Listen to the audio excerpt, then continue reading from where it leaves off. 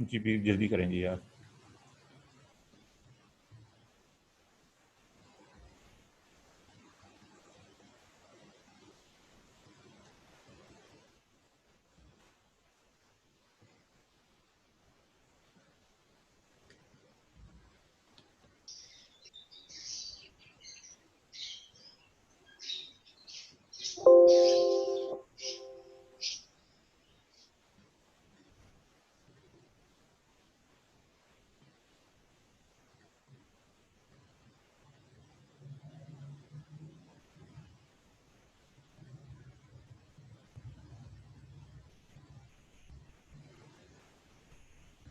जी, ये टॉपिक हमारा मोल जी, लेकिन मैं आपको जो है वो पढ़ा रहा हूँ, मैं बुक से आपको जो है एक पेज आपसे मैं शेयर किया था, दैट अगेन मैं उस पेज की तरफ आपको लेके आता हूँ कि वो पेज हमारा जो है वो क्या था।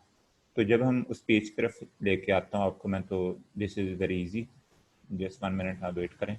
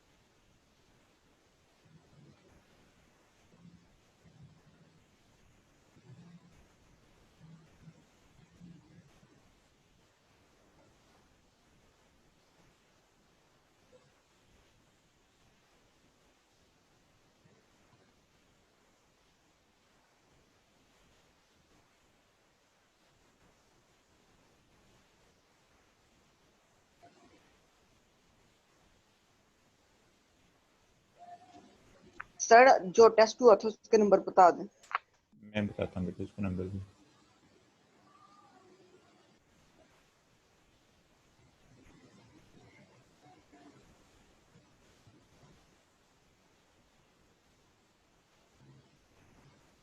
जी, ये देखिए बेटे, यहाँ से हमने स्टार्ट किया था, मैंने आपसे कहा था कि मोल जो है उसको हमने डिस्क्राइब करना है कि देखो इसकी डेफिनेशन बड़ी आसान सी है, टॉपिक आसान सा, लेकिन सिर्फ इसकी जो है वो कैलकुलेशन ज़्यादा है। तो आपने ये कहा sir atomic mass, molecular mass and formula unit mass expressed in gram, कि अगर आप किसी एटम के मास के साथ ग्राम लिख दें या आप किसी मॉलिक्यूल के मास का ग्राम लिख दें या फार्मूला यूनिट के मास के साथ ग्राम लिख देंगे तो दैट्स इक्वल टू 1 मोल। मैंने आपसे बात यहाँ से स्टार्ट की थी कि let we have a hydrogen, atomic number 1, mass number hydrogen का 1.008 मोर एक्यूरेट होता है। अगर आप इस मैस के साथ जो है वो इस्तेमाल करते हैं लफ्ज है 1.008 ग्राम लिख देते हैं, तो then that is called 1 mole. तो अब 1 मोल के अंदर जो कार्बन के एटम्स हैं वो मैंने आपसे कहा था एक नहीं होगा, वो होंगे एवोगैड्रोस नंबर की इक्वल। और जो एवोगैड्रोस नंबर था उसको आपको मैंने डिस्कस किया था कि जो एवोगैड्रोस नंबर अगर उसको हम देखें तो एवोगैड्रो नंबर जो है वो किसकी इक्वल है जी। लेट इसको स्टार्ट करता हूँ मैं आपको, ठीक है, कि एवोगैड्रोस नंबर जो है वो किसकी इक्वल है।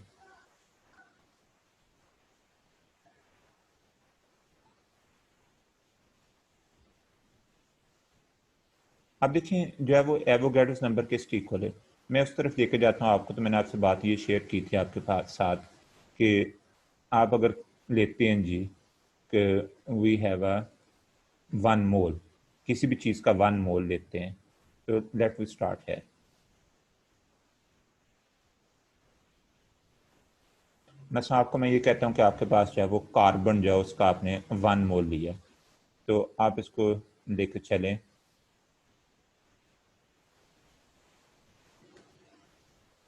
लेट आपके पास है जी कार्बन, ठीक है, ये नीचे जो नंबर लिखा होता है ये एटॉमिक नंबर होता है, और जो ऊपर नंबर लिखा होता है वो आपका मैस नंबर होता है।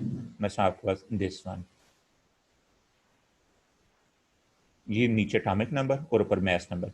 अगर आपके पास ऐसा आ जाए कि लिखा हो कि वी हैव अ 12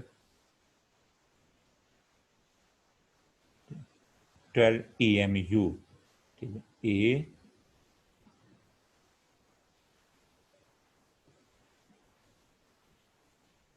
अगर 12 EMU लिखा हो तो इसका मतलब होता है कि this is a mass of only one atom, कि ये एक एटम का मास है। लेकिन अगर मैं ऐसा करूं कि मैं जो है वो 12 EMU की जगह मैं ऐसा कर लूं कि मैं आपके सामने लिख दूं कि सर वी हैव अ 12 ग्राम, तो ये 12 ग्राम है जी, ठीक है। तो 12 ग्राम का मतलब हो जाएगा कि sir no that's equal to 1 mole, कि ये 1 मोल की इक्वल आ गया। This is equal to 1 mole, ये 1 मोल होगा। अब 1 मोल जब मैं अब लिखूंगा तो 1 मोल के अंदर अब जो नंबर ऑफ एटम्स होंगे अगर उसका हम देखें तो 1 मोल में जो नंबर ऑफ एटम्स हैं this is equal to we have a 6 point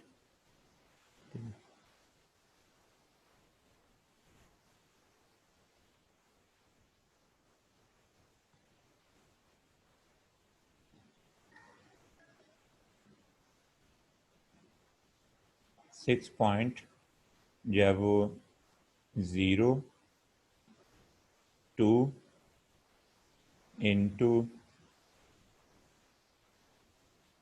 10 raise power 23।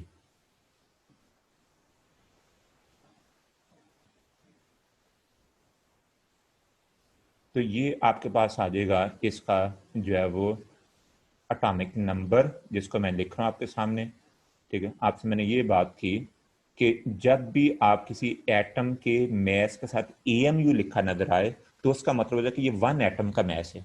लेकिन अगर मैं उस एएमयू को रिप्लेस कर दूंगा ग्राम के साथ, know that is a mass of a 1 mole, ये 1 मोल के बराबर हो जाएगा। अब 1 मोल के अंदर एक कार्बन एटम नहीं होगा, 1 मोल के अंदर कितने एटम होंगे, this is called Avogadro's number, वो एवोगाड्रोस नंबर के बराबर होंगे। तो 1 मोल में जो नंबर ऑफ एटम्स आ जाएंगे वो आपके जो है वो no that's equal to Avogadro's number, वो एवोगाड्रोस नंबर के बराबर आएंगे।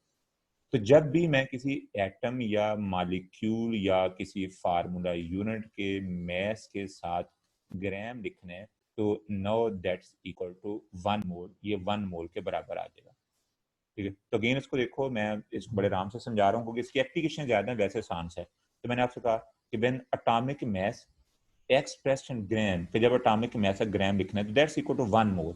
तो मैंने आपको ये भी कहा था कि ये इसको 1 मोल भी कहना है, ठीक है। दिस इज आल्सो कॉल्ड 1 मोल, यानी ये 1 मोल भी इसको कहेंगे कि सर ये 1 मोल है, ठीक है? या इसको बोलेंगे 1 ग्राम एटम,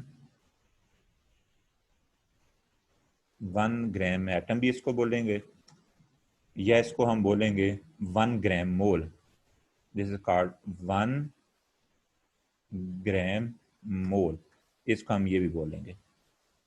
तो जब भी हम किसी एटम के मैस के साथ जब ग्राम लिख देंगे तो दिस इज कॉल्ड 1 मोल, या इसको बोलेंगे 1 ग्राम एटम, ये 1 ग्राम एटम इकट्ठा लफ्ज होगा, ठीक है। इसको 1 मोल बोलेंगे या इसको जो है वो 1 ग्राम एटम बोलेंगे या 1 ग्राम मोल बोल लेंगे।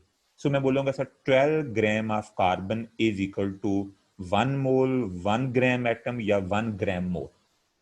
तो 1 मोल के अंदर जो नंबर ऑफ एटम्स हुआ करेंगे this is always equal to 6.02 in 1023, और इसको बोलेंगे sir this is called Avogadro's number की एवोगाड्रोस नंबर। तो ये आपकी पहली डेफिनेशन आ जाती है। अगेन इसको आप देखें तो दोबारा आपको लेके चलता हूँ उस तरफ, तो आपके पास आ जाना जी जो आपसे मेरी बात हो रही थी, दैट अगेन लेके चलता हूँ।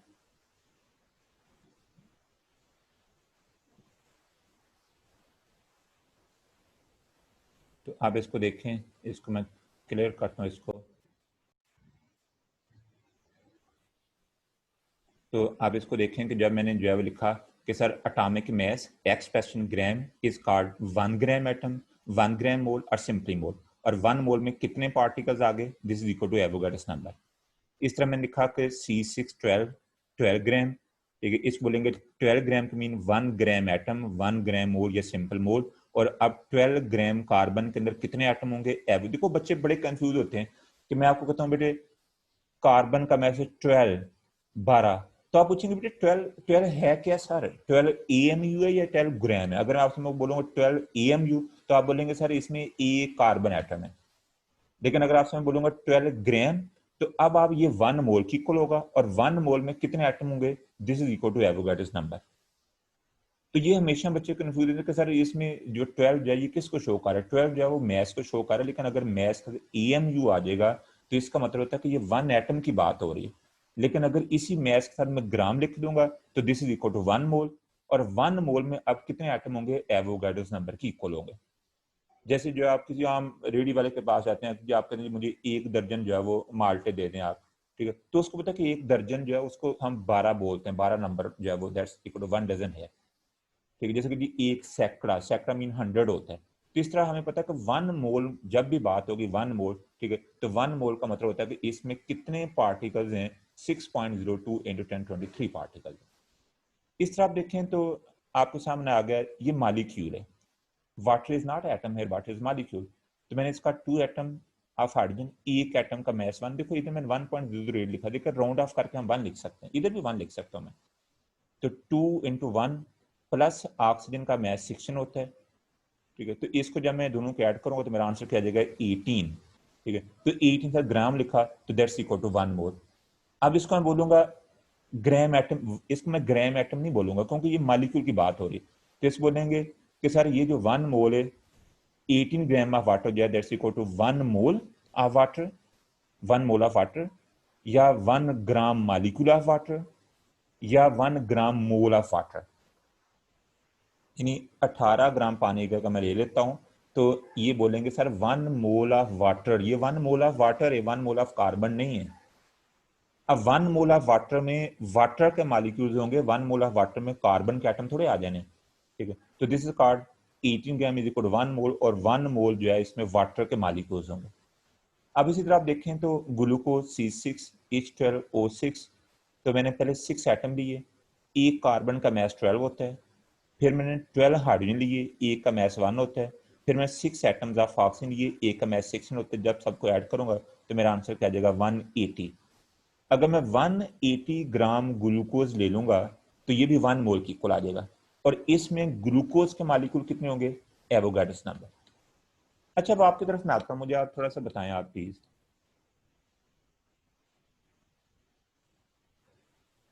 जी ये जो है वो अमरीन मलक एक बच्ची है जी। जी अमरीन प्लीज अनम्यूट करो अपने आप को। अमरीन मलक, आप मेरी बात सुन रहे हैं बेटे? अमरीन मलक जो है मेरी बात सुन रही है? अच्छा नहीं जवाब देना चाह रहे जी। अरफा इमरान, अरफा इमरान। Yes sir.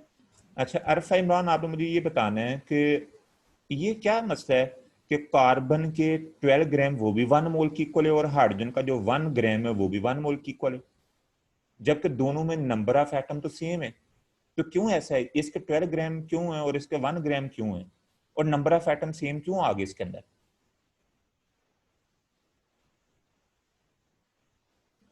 जी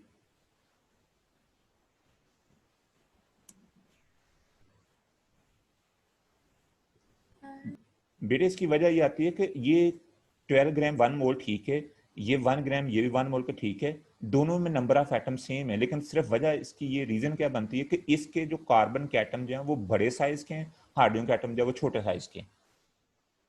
तो इसलिए जो है वो दोनों का मैच डिफरेंट आ रहा है। जैसे आप कहते हैं जी एक जो है वो आप 12 लेमन लेते हैं और 12 माल्टे लेते हैं, तो लेमन जो है वो छोटे साइज के, माल्टे बड़े साइज के हैं, ठीक है। तो है तो क्वांटिटी तो एक दर्जन ही है ना। तो यहाँ जब आप बात करेंगे तो यहाँ 1 मोल मीन जो है वो Avogadro's number of carbon atom है, और यहाँ 1 mole mean Avogadro's number of hydrogen atom है। लेकिन डेफिनेटली जो है वो कार्बन के एटम जो है वो हाइड्रोजन के एटम से जो है वो डेफिनेटली काफी ज्यादा बड़े हैं, लेकिन नंबर दोनों का सेम है। इसी जब बात करने आपने 1 मोल वाटर, तो भाई ये वाटर मॉलिक्यूल्स हैं, ये छोटे मॉलिक्यूल होते हैं, और जब आपने ग्लूकोज का 1 मोल लेना है तो सर इसका 180 ग्राम 1 मोल बनना है, तो इसकी वजह क्या बनी है कि ग्लूकोज के मॉलिक्यूल जो है वो बड़े होते हैं, लेकिन दोनों हैं क्या है 1 मोल। फिर आप इसको देखें तो आपका जैसे NaCl, पहले नंबर पे देखना कि NaCl को हम लोग जो है वो फार्मूला क्यों बोलते हैं। तो मेरी आपसे बात हुई थी कि वो कंपाउंड जिनमें आयंस होते हैं वो फार्मूला उसको बोलते हैं। वैसे it consist of a sodium ion and chloride ion. तो जिसमें सोडियम आयन और क्लोराइड आयन या आयंस वाला कंपाउंड होता है वो फार्मूला यूनिट होता है। अब इसमें डेफिनेटली Na+1 होता है, Cl-1 होता है, तो इसको बोलेंगे सर ये फार्मूला यूनिट है जी। अब इसको जब आप देखते हैं तो आप इन दोनों को ऐड करें, ठीक है, तो सोडियम का मैस 23 होता है, क्लोरीन का 35.5 होता है। ये हमें याद होने चाहिए ये मैसेज, ठीक है, ये हमें याद होने चाहिए, अदरवाइज नहीं हमारी बात बनेगी।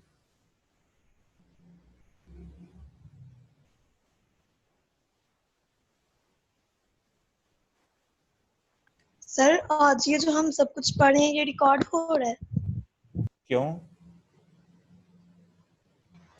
तो वैसे पूछ रही हूँ। हाँ जी, रिकॉर्ड हो रहा है सारा,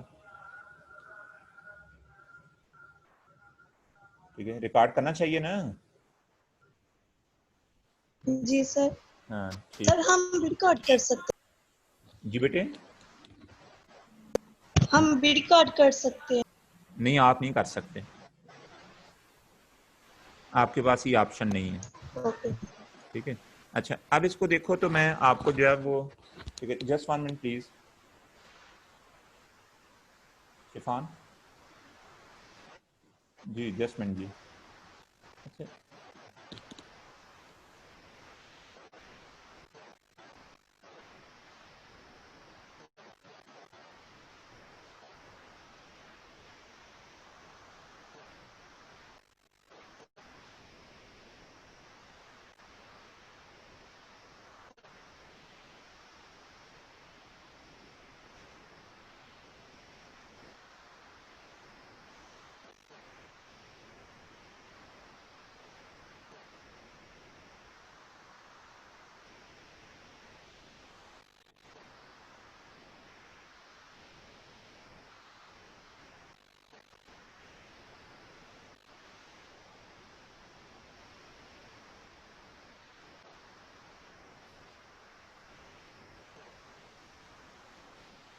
जी, म्यूट करो जी अपने आप को शाबाश।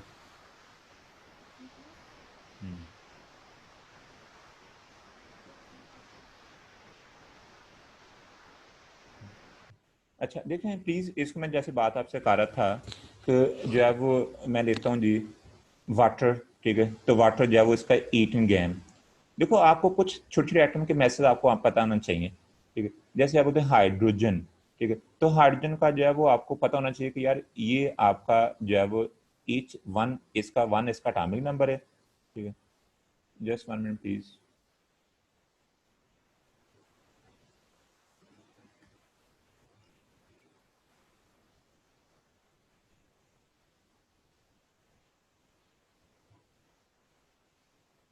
वन इसका एटॉमिक नंबर है और वन ही इसका मैस है। फिर आप देखें एक और एटम की बात करता हूँ, आप इसको छोटे छोटे एटम हमें आने चाहिए पहले। कार्बन, ठीक है, कार्बन जो है वो 6 इसका एटॉमिक नंबर है और इसका जो है वो 12 इसका जो है वो मैस नंबर है, ठीक है, तो ये हमें खुद थोड़ी सी याद होनी चाहिए। अच्छा आगे चलें जी, आपके पास जैसे जो है वो ऑक्सीजन, तो ऑक्सीजन जो इसकी अगर हम बात करेंगे तो ऑक्सीजन का 8 इसका जो है वो एटॉमिक नंबर है ऑक्सीजन का, और डेफिनेटली जो है वो 16 इसका जो है वो एटॉमिक मैस होता है। तो ये छोटे छोटे एटम्स के मैस में खुद आ जाने चाहिए। फिर आप देखें तो आपका सोडियम, ठीक है, सोडियम जो है वो इसका जो है वो एटॉमिक नंबर जो है वो आपके सामने आ जाएगा, ठीक है, सोडियम जो है वो आपका जो है वो इसका एटॉमिक नंबर सोडियम का 11, इसका एटॉमिक नंबर 11 आता है और इसका जो मैस इसका जो है वो 23 आता है, यानी इसका जो मैस है वो 23 है। तो हमें ये खुद थोड़ी थोड़ी याद कर लेने हैं। सर ये मैं नाइट्रोजन का क्या जी एटॉमिक बेटे, नंबर और मैस नंबर होगा? किसका बेटे? नाइट्रोजन का। नाइट्रोजन, ठीक है, आप प्यारा टेबल भी देख सकते हैं। नाइट्रोजन का सिंबल जो है वो N के साथ मिलेगा आपको, N नाइट्रोजन, और इसका एटॉमिक नंबर 7 और इसका जो मैस है वो 14।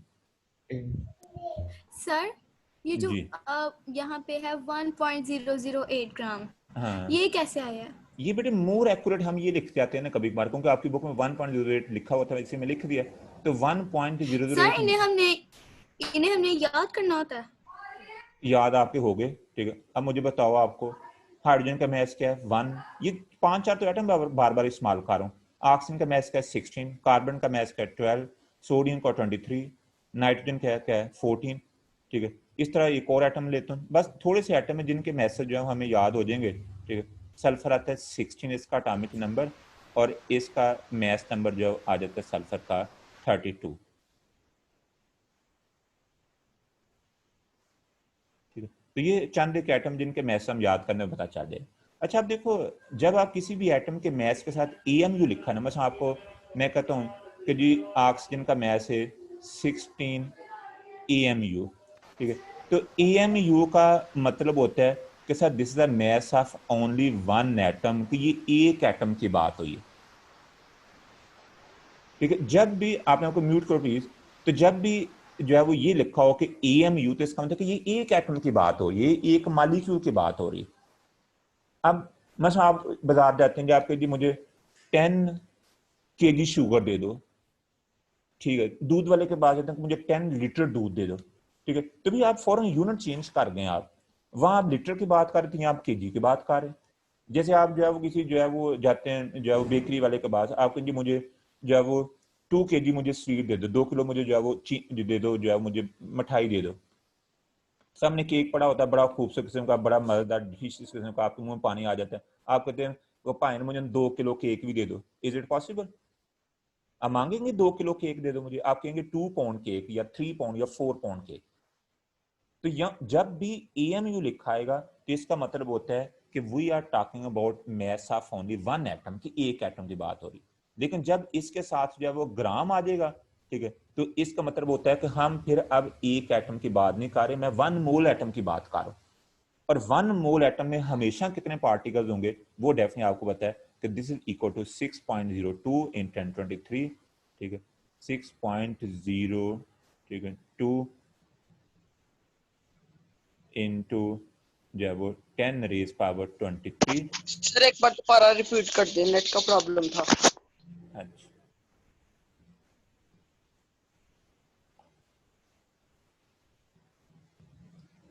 तो आपसे मेरी ये बात हो रही है कि जब भी आप किसी ये एटम सामने लिखे हैं, ठीक है, चंद एक एटम में लिखे हैं कि इनके एटॉमिक नंबर, इनके मैस नंबर हैं, तो मैंने आपसे बात करी कि जब किसी एटम के मैस के साथ, देखो ये बच्चे पूरा साल पढ़ देते हैं टीचर से, लेकिन उनको पता नहीं चलता कि यार ये क्या बात हो रही है जी। मैं आपसे सादा सी बात की है कि आपने अगर लिखो जी ऑक्सीजन का मैस 16, तो आपने पूछना सर ये 16 AMU है या ग्राम है, बात खत्म। ये दो चीजें पूछनी। अगर टीचर आपके कि बेटे ये 16 AMU है, तो इसका मतलब कि ये एक एटम का मैस है। अगर टीचर के कि 16 ग्राम, 17 की नहीं कहेगा, वो 20 नहीं कहेगा, जो मैस एटम का पीरियोडिक टेबल में लिखा है वो उसी का 7 ग्राम लिखना है। अगर वो पूछे 16 ग्राम, तो इसका मतलब होता है कि ये 1 मोल अब हो गए। अब 1 मोल में कितने एटम होंगे? कौन बच्चा मुझे बताएगा सबसे जल्दी कि 1 मोल में कितने एटम होते हैं?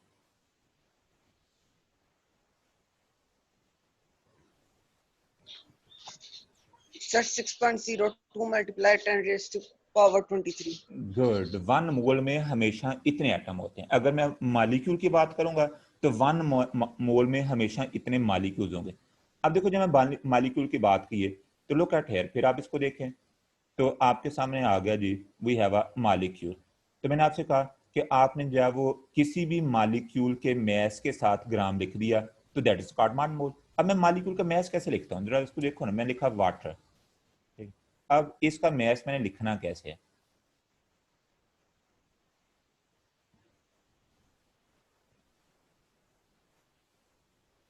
मैंने कैसे इसका मैच लिखना है? पहले मैंने लिखना है कितने एटम्स हैं जी इसमें हाइड्रोजन के, तो 2 atoms of hydrogen, we have a 2 atoms of hydrogen. फिर इसको मैंने लिखना है कि एक हाइड्रोजन का मैस क्या है, तो एक हाइड्रोजन का मैस जो है वो क्या है 1 राउंड ऑफ करके ये मैंने 1 लिख दिया, ठीक है। प्लस अगला एटम मेरे पास आ जाएगा। अगला एटम कौन सा है जी? मेरे पास ऑक्सीजन है। एक ऑक्सीजन का मैस क्या है? Look at that here. एक ऑक्सीजन का मैस है कि मैं बात करूंगा तो एक ऑक्सीजन का मैस जो है वो दिस इज कॉल्ड 16, ये हमें याद है, ठीक है। तो जब इसको मैं लिखूंगा एक एटम का मैस, तो ये मेरे पास आ जाएगा दिस इज कॉल्ड 16, ठीक है। तो ये 16 आ जाएगा। अब इन सब का जो मैं ऐड करूंगा तो 16 जो है वो 2 जो है वो दिस इज कॉल्ड 18, तो आ जाएगा 18। तो इस तरह आप जो है वो डिफरेंट एटम के मैसेज को ऐड करके तो आप मॉलिक्यूल का मैस निकाल सकते हैं। तो इस तरह जो है वो आपने इसके मैसेज निकाल लेने। सर 1 मोल में 6.02 मल्टीप्लाई बाय 1023 होते हैं AMU, और इतने ही मॉलिक्यूल्स होते हैं। हाँ, इतने एटम्स होते हैं। देखो आप बाजार जाते हैं, आप कहते जी मुझे जो है यहाँ जो है वो 1 मोल मुझे लेमन चाहिए, तो 1 मोल लेमन का मतलब हुआ कि 6.02 into 1023 चाहिए भी। बस आप किसी पढ़े लिखे बंदे के पास चले जाए, अनपढ़ के साथ चले जाए, उसको कहें जी कि मुझे जी 1 दर्जन मुझे लेमन दे दो, या 1 दर्जन मुझे माल्टे दे दो, या 1 दर्जन के, उसको पता कि 1 दर्जन का मतलब 12 चीजें होती हैं। जब आप कहेंगे जी 1 मोल, तो 1 मोल का मतलब होता है कि आपने 6.02 into 1023 चीजें मांगी हैं उससे। अब ये जो टर्म होती है, ये इस्तेमाल होती है छोटे फिगर के लिए। मतलब आप कहें कि मुझे जो है वो एवोगाड्रोस नंबर ऑफ मुझे जो है वो माल्टे दे दें, तो वो तो पूरे माल्टे जो उसको हो पूरे पाकिस्तान में इतने मौजूद ना हो, क्योंकि दिस इज ह्यूज नंबर है। तो ये माइक्रो लेवल के लिए हम इस टर्म को इस्तेमाल करते हैं, एटम्स के लिए कितने पार्टिकल्स, इतने एटम्स, इतने मॉलिक्यूल। फिर आप देखें कि जो है वो जब आप किसी, देखो मैंने यहाँ से बात कर रहा था कि इसको आयनन कंपाउंड क्यों बोलते हैं, ठीक है। आपके सामने फिर मैं लिखता हूँ कि सोडियम क्लोराइड जो है वो कैसे बना होता है, ठीक है। सोडियम क्लोराइड, ठीक है, वी हैव दिस वन है। अब इसमें क्या होता है कि सोडियम +1 होता है और Cl-1 होता है। तो जिस कंपाउंड में आयन्स हों, जो आयन से मिलकर बना होगा, उसको क्या बोलेंगे कि सर ये फार्मूला यूनिट, इसको मैंने आपसे कहा था कि मॉलिक्यूल नहीं बोलना करना। अब ये NaCl क्या होगा, फार्मूला यूनिट, ठीक है। तो आपने जब इसका मैस लिखा, अब देखो क्लोरीन का मैस क्या है, ठीक है।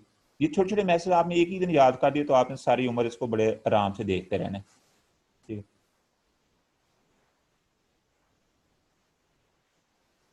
क्लोरीन जो है वो 17 इसका एटॉमिक नंबर इसका होता है, ठीक है, और मैस नंबर इसका जो है वो 35.5 होता है।